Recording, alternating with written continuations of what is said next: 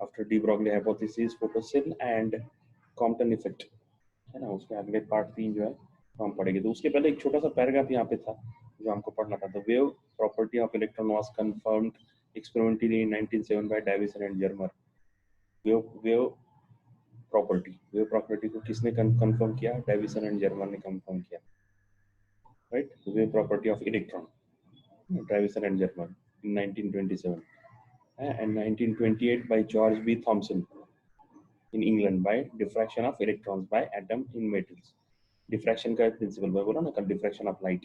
तो diffraction of electron करके उसने ये दो तरीके थे जिसमें ये दो एक्सपेरिमेंट थे जिसमें वेव थ्योरी बताई जा रही है। Knowing that the size of the atom and their spacing in crystals in order of few angstrom unit, they anticipated that if electrons are scattered by atoms in a crystal, the associated matters waves will interfere and will show diffraction effects।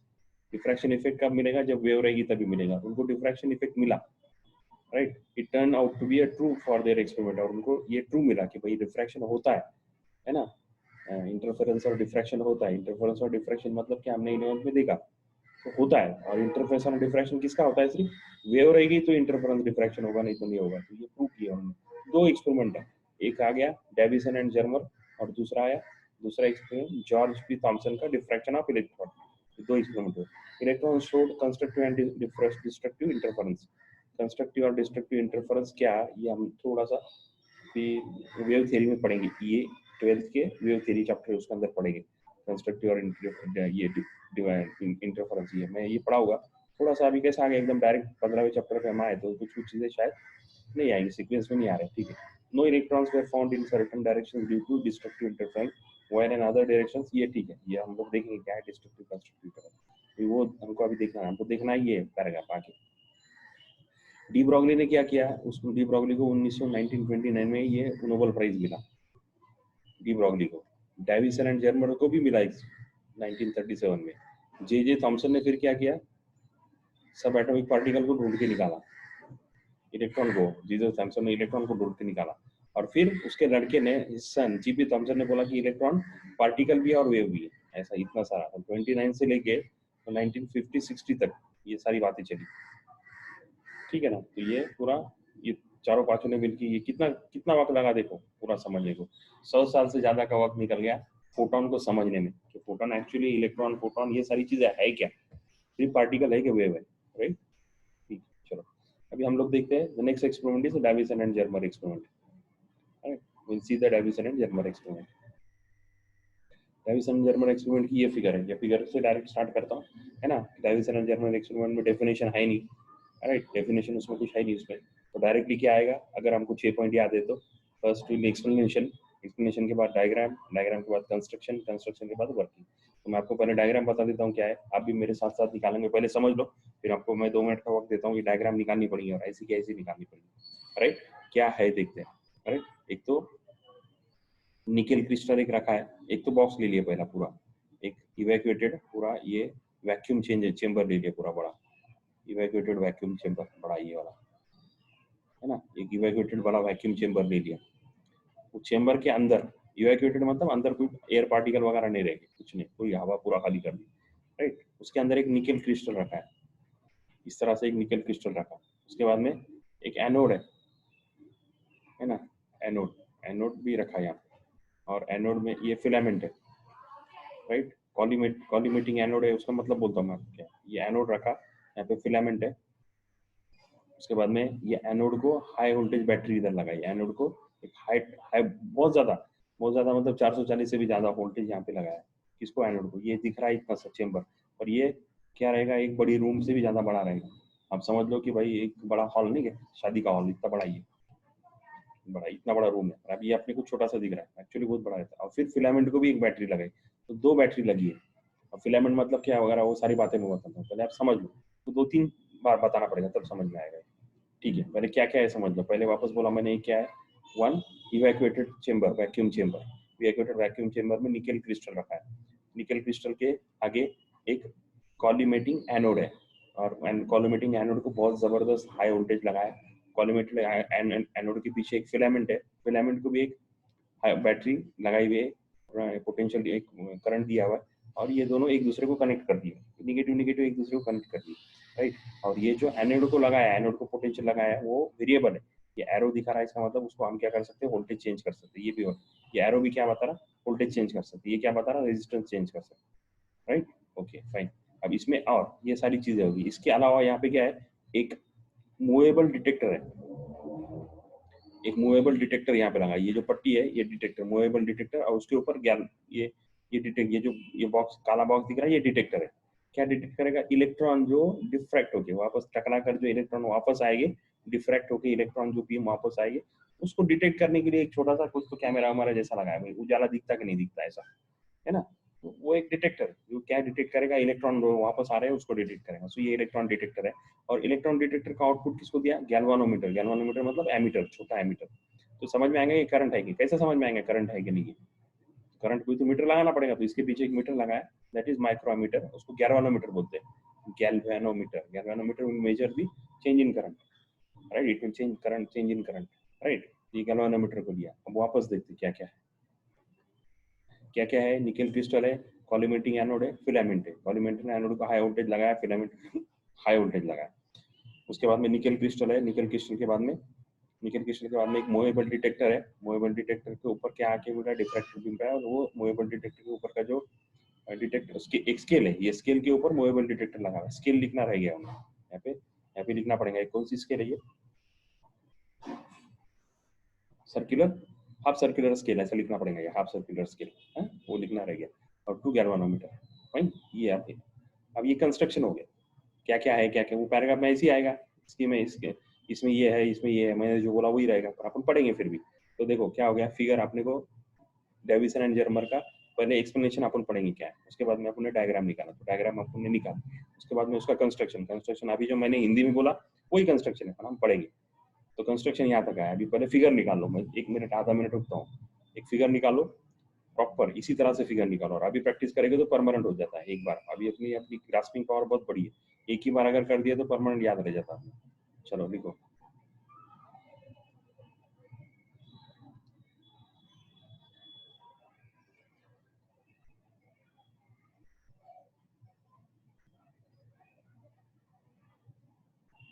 लिखो, diagram अच्छे से निकालो। और ये high voltage बराबर निकालो, ये variable resistance निकालो, वेरिएबल पावर सप्लाई निकालो। इधर लो टेंशन है, ये हाई टेंशन है, एच टी, एल टी मतलब लो टेंशन, प्लस माइनस बराबर निकालो, ये माइनस प्लस बराबर निकालो। देखो है ना, सीरीज में बैटरीज है दोनों, इसका प्लस इसको माइनस को जुड़ा हुआ है ना। तो ये बराबर निकालने का, प्लस इधर आएगा तभी ये एनोड बनेगा, पॉजिटिव तभी बनेगा जब ये प्लस है। हाँ ये गलती अगर हो गई तो ये पॉजिटिव नहीं निकाले तो एनोड नहीं बनेगा फिर। हाँ तो वो पॉजिटिव बराबर निकालने का, अच्छे से निकालो। और ये फिगर कितनी निकालने की, किताब में कितनी निकालने की, हाफ पेज। आपकी नोटबुक का A4 का पेज है, उसका हाफ पेज में पूरी डायग्राम बैठ जाने वाला था, इतनी निकालने की। उससे छोटी भी नहीं निकालने की, उससे बड़ी भी निकालनी, उससे छोटी निकालेंगे तो अच्छी नहीं लगेगी, और सारी चीजें उसमें निकाल नहीं पाएंगे प्रॉपर, है ना। तो अच्छे से निकालो। स्केल भी ऐसा बराबर है कि एक एक करके निकालते नहीं बढ़ने का, अंदाजा निकाल देने के स्केल लाइंस। ये जो स्केल है सर्कुलर, हाफ सर्कुलर स्केल, वो ऐसा बिल्कुल ऐसे पट्टी लेके निकालते नहीं बैठने, स्केल दिख रहा है ऐसा निकाल देने का फिर बस।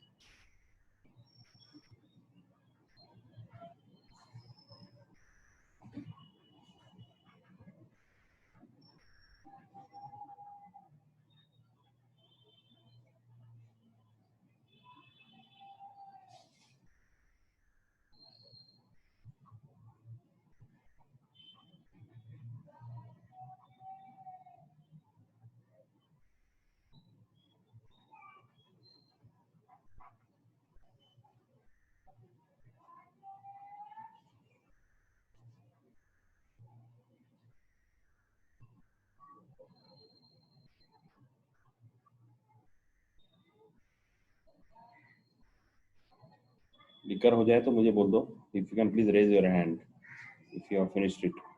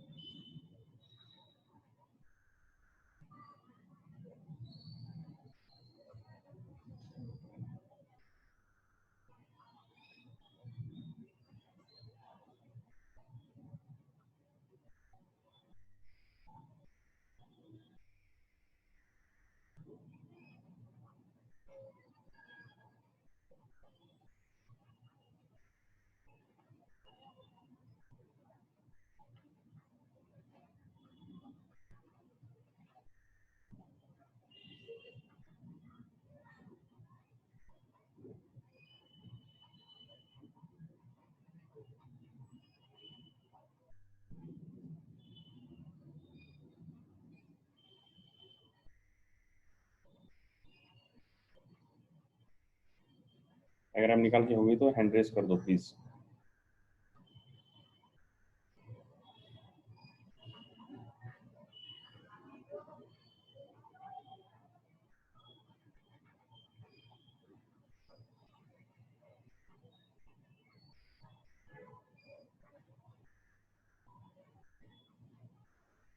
सना और ये नहीं है बराबर ना, सना और दूसरी, इसका नाम ही याद नहीं रहता मेरे को। रिफा क्या नाम है वो तीसरी का, और तीसरी की लकड़ी हो,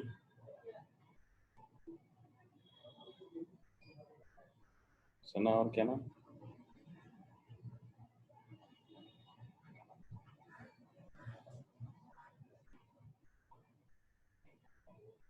नाजिया, हाँ बराबर।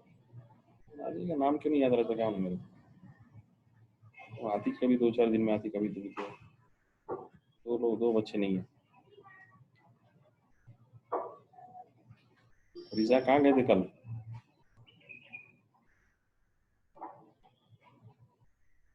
सानिया कल आधी क्लास में से क्यों भाग गए थे? तस्लीम आधी क्लास में से क्यों भाग गए थे? अक्सा आधी क्लास में से क्यों भाग गए थे? अपने कुछ तो डिसीजन लेना पड़ेगा नवेद। अपन ले लेंगे आज वो डिसीजन, है ना, सबको बोल देंगे भाई ये ऐसा ऐसा है, अगर एबसेंट रहे तो ये ऐसा ऐसा रहेगा, है ना। नवेद ने, हमने बन के, नवेद में और कौन था, मतीन और हसन हुसैन, हमने बन के बैठ के एक प्लान बनाया है। वो प्लान के हिसाब से काम करेंगे, क्योंकि मैं भी परेशान हो रहा हूँ।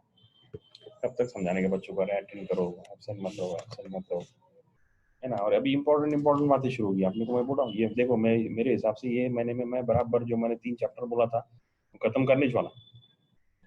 एक तो हो गया, दूसरा आज या कल खत्म हो जाएगा ये, ऑसिलेशन खत्म हुआ, ये अगला भी चैप्टर में तो 3 से ज्यादा करूंगा, उल्टा 3 बोला था, 3 से ज्यादा करूंगा। तो प्लान के हिसाब से मैं बराबर चल रहा हूँ।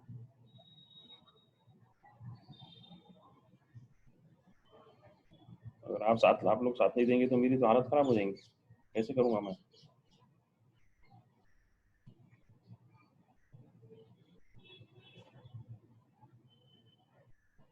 चलो हैंड रेस करके बोलो अगर हो गया तो।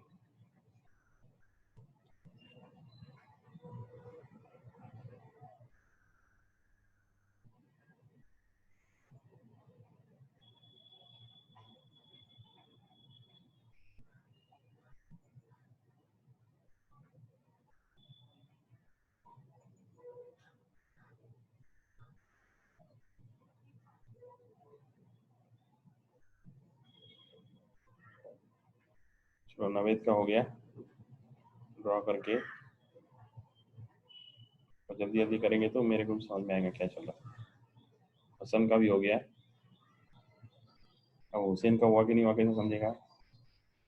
रिजा का हो गया, अनस का हुआ,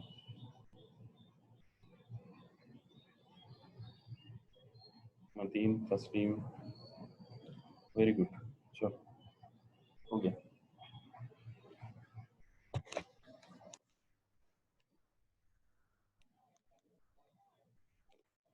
ठीक है, आयान का हो गया, स्वालिया का, रिफा। चलो आगे बढ़ते हैं, राइट, ओके। चलो हो गया, आगे बढ़ते हैं थोड़ा। अब मैं बोला कंस्ट्रक्शन का, वर्किंग, वर्किंग भी बता देता हूँ, है ना। अब फिलामेंट मतलब क्या, फिलामेंट मतलब क्या, और ये कोलिमेटिंग एनोड मतलब क्या, निकेल क्रिस्टल काय के लिए रखी, हाई वोल्टेज मतलब क्या, ये सारी चीज एक एक करके बताता हूँ। सबसे पहले फिलामेंट मतलब क्या, फिलामेंट मतलब ऐसा एक छोटा सा, वो पुराने बल्ब आते थे, पुराने बल्ब नहीं कि जिसमें से पीले कलर का उजाला निकलता था, उसमें जो छोटी सी स्प्रिंग टाइप रहता था ना, उसको फिलामेंट बोलते हैं। और वो एकदम छोटा घर वाला फिलामेंट है, ये बड़ा वाला फिलामेंट है। फिलामेंट, फिलामेंट मतलब क्या, जिसमें से इलेक्ट्रॉन बाहर निकलेंगे। फिलामेंट मतलब क्या है, जिसमें से ये है ना, इलेक्ट्रॉन है, इलेक्ट्रॉन निकालने का अपने को इसमें से, फोटोन नहीं है, अभी लाइट नहीं है अपने को। ये डेविसन एंड जर्मर एक्सपेरिमेंट किसके किसके बीच में इंटरेक्शन है, इलेक्ट्रॉन और इलेक्ट्रॉन के बीच में इंटरेक्शन है। वो फोटो इलेक्ट्रिक इफेक्ट किसके बीच में था, फोटोन और इलेक्ट्रॉन के बीच में इंटरेक्शन था। ये इलेक्ट्रॉन और इलेक्ट्रॉन भी वेव नेचर है, ये बताने का इसको। डेविसन एंड जर्मन ने क्या बोला, इलेक्ट्रॉन भी वेव, इलेक्ट्रॉन के साथ भी वेव एसोसिएटेड है। फोटोन के साथ है तो ये तो हो गया प्रूफ फोटो इलेक्ट्रिक से। डेविसन एंड जर्मर इलेक्ट्रॉन के साथ वेव नेचर है, ये प्रूव करने के लिए एक्सपेरिमेंट, है ना। हाँ, तो वो एक ध्यान रखने का। तो इसका मतलब अभी अगर मेरे को इलेक्ट्रॉन को अगर कंसिडर करना है तो बाहर जो बम्बार्ड करने का अपने को जो टारगेट वहाँ पे अपने को उसके ऊपर हिट करने का है वो भी इलेक्ट्रॉन चाहिए फोटोन की जगह पे। तो इलेक्ट्रॉन कहाँ से बनेंगे? फोटोन तो लाइट से बनते थे, कोई भी टॉर्च वॉर्च ले लो, कुछ भी सोर्स ले लो, लाइट सोर्स, वहां से फोटोन बनेंगे। इसमें फिलामेंट के जरिए इलेक्ट्रॉन प्रोड्यूस हो, करंट पास करके, हाई वोल्टेज ये इसमें से करंट पास करके इलेक्ट्रॉन। अब इलेक्ट्रॉन यहाँ है और इलेक्ट्रॉन को इधर खींचने के लिए ये डिस्टेंस दिख रहा है ज्यादा पर कम रहता है। इलेक्ट्रॉन को इधर, यहाँ का इलेक्ट्रॉन इधर खींचने के लिए कोई तो पॉजिटिव वोल्टेज लगेगा ना, तो पॉजिटिव वोल्टेज का और ज्यादा लगेगा, बहुत हाई वोल्टेज लगेगा पॉजिटिव। ये इलेक्ट्रॉन यहाँ जो आ रहा है उसको इधर खींचने के लिए ये पॉजिटिव वोल्टेज आया है इधर, देखो ये पॉजिटिव वोल्टेज इसको लगाया हुआ है करके उसको एनोड बोल रहे हैं। और वो कॉलीमेटिंग है। कॉलीमेटिंग मतलब जो अभी इलेक्ट्रॉन जो निकल रहे हो ऐसे सब वो रैंडमली निकलेंगे, उसको क्या करेगा बराबर एक बीम में जो फॉर्म करेगा, कॉलीमेट करेगा एक छोटे से बीम में। जो मतलब एनोड कैसा रहेगा, एकदम छोटा सा पाइप के जैसा रहेगा। तो जो भी इलेक्ट्रॉन आएंगे उस इसी टेढ़े टुड़े भी आएंगे तो पाइप में आने से क्या हो जाएंगे, सीधे हो जाएंगे। और बाहर जो निकलेगा अंदर, यहाँ एंट्री करते वक्त इलेक्ट्रॉन की डायरेक्शन बहुत अलग अलग रहेंगी, और एग्जिट करेंगे एनोड में से तो एक छोटा से बीम, लेजर का बीम रहता ना वैसा बीम भी ऐसा निकलेगा वो बाहर, तो इलेक्ट्रॉन बीम निकलेगा। तो इसको कॉलीमेटिंग का मतलब है जो ऐसा स्प्रेड अलग अलग डायरेक्शन में जो चीज है उसको सीधा करना है ना, पाइप के जरिए, है ना, हाई वोल्टेज के जरिए, उसको कॉलीमेटिंग बोलते हैं। इसलिए उसको कॉलीमेटिंग बोले। सो हाई वोल्टेज का एक्चुअली हाई टेंशन का, हाई वोल्टेज का काम क्या है, एनोड को ये सॉरी इलेक्ट्रॉन को अपनी तरफ खींचना, पूरी ताकत से खींचना, और उसको क्या करना, बीम भी बनाना। लो वोल्टेज का ये बैटरी का क्या काम है भाई, फिलामेंट के जरिए इलेक्ट्रॉन को प्रोड्यूस करना। हो गया, फिर ये यहाँ पे इलेक्ट्रॉन का बीम बन गया, अपने को जो मांगता था एक काम हो गया। अब ये इलेक्ट्रॉन किसके ऊपर बम्बार्ड करने का, अपने को किसके ऊपर टारगेट करने का, निकल क्रिस्टल ढूंढने का। निकल क्रिस्टल के ऊपर रखे, अब निकल क्रिस्टल पर टक्कर मारने के बाद क्या होंगे, इलेक्ट्रॉन वापस आएंगे पीछे, राइट। हाँ, वापस जब आ रहे हैं तो फिर उसको डिटेक्ट करना पड़ेगा। तो किधर किधर आ रहे हैं उसको, जिधर भी इधर देखे, इधर क्या लगाया उन्होंने, एक स्केल लगाया, उसके बाद में एक डिटेक्टर लगाया। जिधर आएगा उसका करंट जिधर ज्यादा आएगा उधर पूरा ये यहाँ रख के यार, हर पोजीशन पे 1 2 3 4 मतलब हर एंगल पे theta, 5 degree 10 degree 10 degree 12 degree 15 degree 17 20 22 25 सारे डिग्रीज पे क्या करे, एक टेबल बना के, ऑब्जर्वेशन टेबल बना के रीडिंग की। चलो वर्किंग समझ में आया कि क्या हुआ। अब कंक्लूजन है, कंक्लूजन मतलब ये क्या के लिए क्या और क्या हुआ ये देखेंगे। चीजें हुई, एक्सप्लेनेशन में वापस बताता हूँ। हमने डायग्राम निकाली, कंस्ट्रक्शन में क्या क्या है मैंने बताया, और वर्किंग क्या हुआ, इलेक्ट्रॉन यहाँ से निकला, इसने खींचा, इसके ऊपर टारगेट किया, बाद में वापस क्या हुआ, डिफ्रैक्ट हुआ। डिफ्रैक्ट मतलब पूरा के पूरा वापस आना, इसको बोलेंगे डिफ्रैक्शन। हो क्या आया, स्केल यहाँ पे डिटेक्टर ने उसको डिटेक्ट किया, और डिटेक्ट करके कहाँ कहाँ पे उसको ऑब्जर्वेशन दिया, राइट। तो वर्किंग भी हो गया। अब let us read the all 2-3 paragraphs clearly, एकदम वर्ड टू वर्ड पढ़ेंगे। समझ में तो सब आ गया, फिर भी अपना एक काम है, बराबर ना अपन छोड़ते नहीं एक भी sentence. What will do is will read the sentences. So a schematic of the experimental arrangement of the Davison and Germer experiment is as shown in 14.8. ये सेंटेंस भी लिख सकते हैं हम, राइट।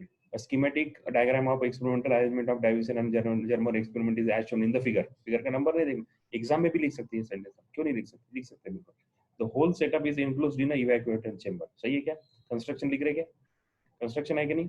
हाँ, अब जो एक्सप्लेनेशन है वो ये इसमें एक सेंटेंस यहाँ पे लिखना पड़ेगा। डेविसन और जर्मर ने क्या किया, क्या किया वो यहाँ पे लिखना पड़ेगा, ये इधर है।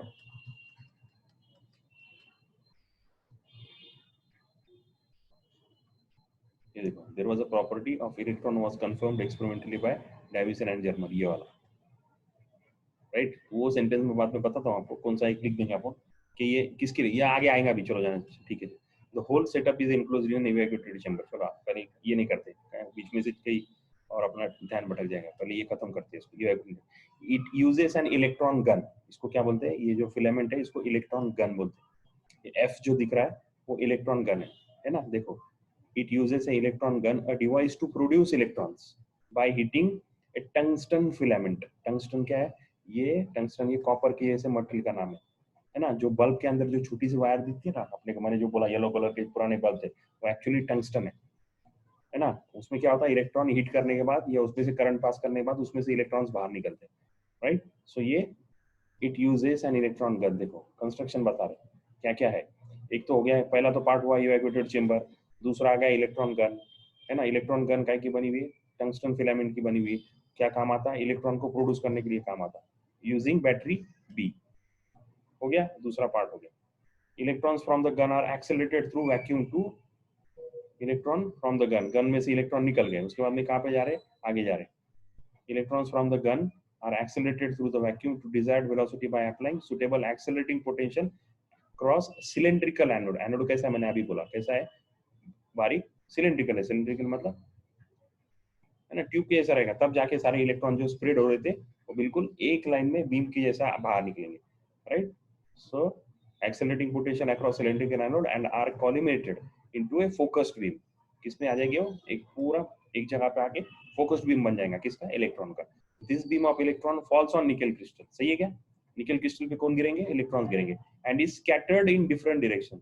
और क्या होगा, सब तरफ किधर भी जाएगा वो, टक्कर मार के किधर, इलेक्ट्रॉन किससे टक्कर मार के, है ना, निकल के कौन से एटम से टक्कर मार के किधर जाएगा, नो बड़ी, तो सारे डायरेक्शन में जाएगा by atoms, scattered in all directions, scattered in all direction, right, different direction by the atoms by the crystal, thus in the Davison हो गया, यहाँ पे अभी होगा, आगे क्या, in Davison and Germer experiment, आगे अभी क्या कंक्लूजन की तरफ जा रहे हैं, आगे क्या होगा बोलो, experiment, electrons were used to place the light waves, electron की लाइट वेव्स की जगह पे क्या आ गया अपना, इलेक्ट्रॉन्स आ गए, scattered electrons were detected by an electron detector, सही है क्या, and the current was measured with the help of galvanometer, यहाँ तक समझ में आ गया, by moving the detector on circular scale, that is the changing the scattering angle theta, angle between incident and scattered electron beam, the intensity of the scattered electron beam was measured for different values of scattering angle, मैंने बोला तुमको electron observation table बना के, है ना, theta change किए, theta change करके कितना करंट आया वो मेजर करें, ऑब्जर्वेशन टेबल बनाए, राइट, यही बोल रहे हो, थीटा चेंज करके स्कैटर्ड एंगल चेंज करके, थीटा मतलब क्या, scattering angle, theta is what, scattering angle, scattering angle change करके intensity, intensity of scattered electron beam measure की गई, scattered intensity was not found to be uniform. अब क्या आया, यहाँ से आगे आ गया कंक्लूजन, देखो, ओके मैं इसको क्या करता हूँ, ये पूरा इरेज करता हूँ और वापस फिर यहाँ से आगे कंक्लूजन है, हुआ क्या, ये तो आ गया, ये कंस्ट्रक्शन और वर्किंग हो गया, अब आगे कंक्लूजन, ये सारा करने के बाद उसको क्या ऑब्जर्वेशंस मिले, कंक्लूजन बोलो ऑब्जर्वेशंस बोलो, राइट, हाँ देखो एक एक्सपेरिमेंटल सेटअप जब भी रहता तब यही चीज हम लिखते हैं, ऑब्जर्वेशन क्या है, scattering intensity was not found uniform in all direction, हर जगह पे इलेक्ट्रॉन स्कैटर्ड नहीं हुए, अभी मैं थोड़ा सा फिगर दिखाता हूँ वापस, ये जो वापस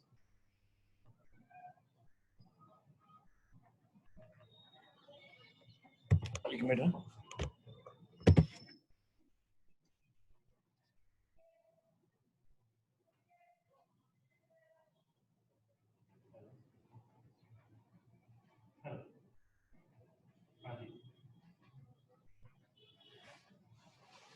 हाँ बोलो ना, वो क्या बात है, हर हर सुबह भी फोन करते हैं, आते हैं और लेके नहीं आते, क्या प्रॉब्लम क्या है, सुबह आप हाँ, ये 8 दिन हो गए, अरे आप आज भूले नहीं, ये 8 दिन से हो रहा है ऐसा, आज आप भूले, पर 4 दिन पहले भी कोई भूला था, मेरे को बुलाया, मैं मोमिन की दवा के सामने खड़ा रहा, वो आदमी आया ही नहीं,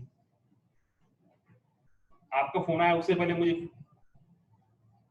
जी नहीं आ सकता, नहीं नहीं मैंने सुबह ही बोला मैं नहीं आ सकता,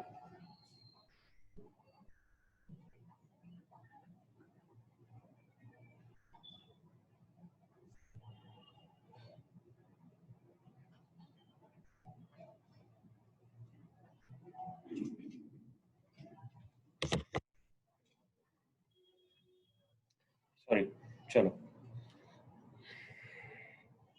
अब उसका क्या करना है, कंक्लूजन क्या है वो देखते हैं, ऑब्जर्वेशन क्या है, स्कैटर्ड इंटेंसिटी, स्कैटर्ड इंटेंसिटी जो है वो जो इधर आ रहा है ना,